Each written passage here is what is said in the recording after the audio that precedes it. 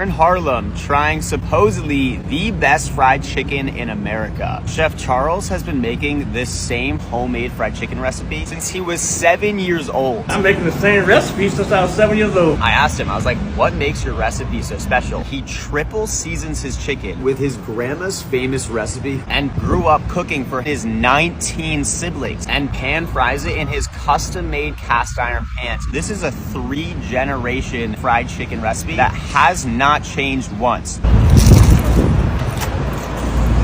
Whoa, whoa, whoa. That's phenomenal. That skin is so crispy, but the inside of the chicken's so juicy. You could taste the triple threat seasoning all throughout it because he seasons the batter, the chicken, and the milk. That's when you know fried chickens just build dip. Everyone comes for the famous fried chicken, but he told us the sleeper are his sweet 8-hour smoked barbecue ribs, doused in their homemade barbecue sauce. If that doesn't look good to you, go to a doctor. Look at it just coming off the bone already. Holy shit.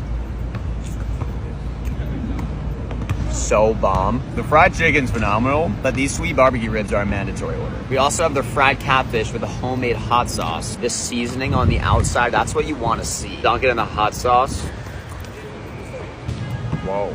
I'm not usually a hot sauce guy, but they need to bottle and sell this ASAP. This is straight up the best hot sauce I've ever had in my life. And the catfish is perfectly seasoned, so juicy with this hot sauce. A little sweet at first, and then the spice comes after. Next up, we have their honey glazed cornbread. This thing is a brick. He hits this with his sugar cane honey. If honey wasn't enough, they added cane sugar to it. I didn't even know that's possible.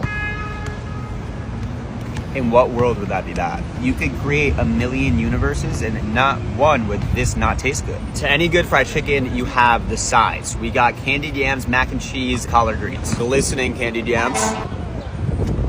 Absolutely phenomenal. Candied yams are one of those foods that I thought was gross until I tried it. And then as I started having them, you just kind of fall in love with it.